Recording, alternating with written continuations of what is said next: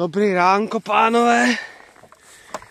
Tak, vzal jsem si pilu a jak jsem to nikoho sliboval, tak mu to trošku natočíme. Jestli to půjde vidět.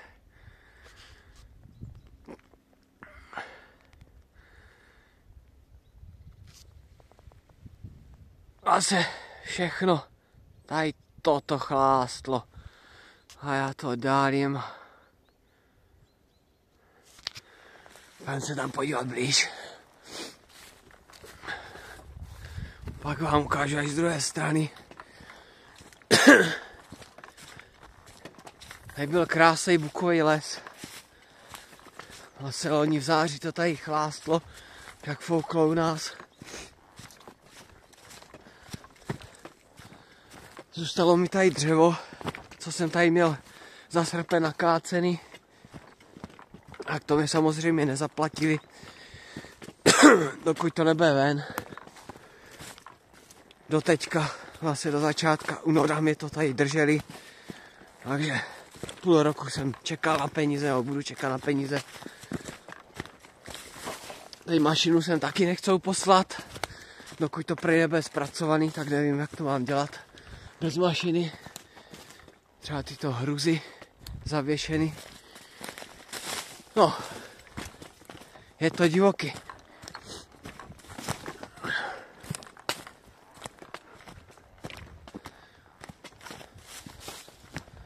Dva dny jsem teda tady byl už. Náš občas ještě jezdím dělat modřiny, co je zapotřebí.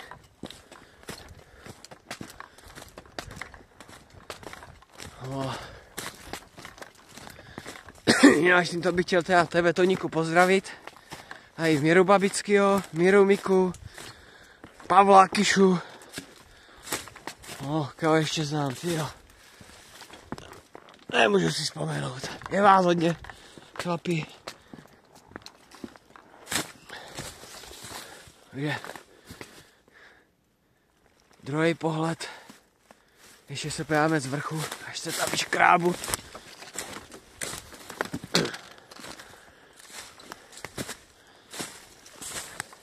Dneska bych chtěl si pobouchat tady ty modřiny, co jsou. Už mě to tady zavazí. Se ten člověk plantá, podlízá, přelízá, hruza.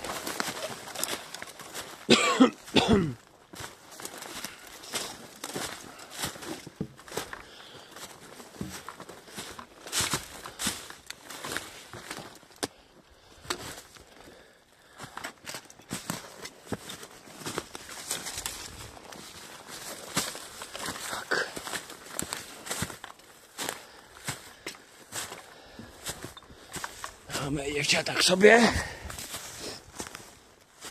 Ať si rozbiju hubu teďka.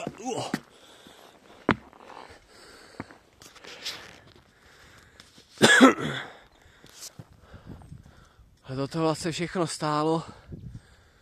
A při tom větru to fláklo dolů. No. Ten porost vlastně se táhne takhle z dolů.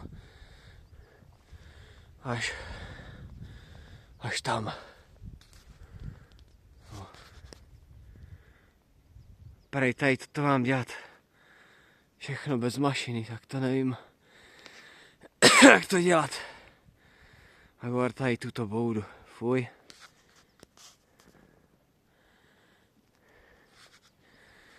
Tož chlapi, zdar, mějte se. Točit mě moc nebaví. Jsem jakýsi vyhořelej z toho. Tak zdar a ve zdraví dom.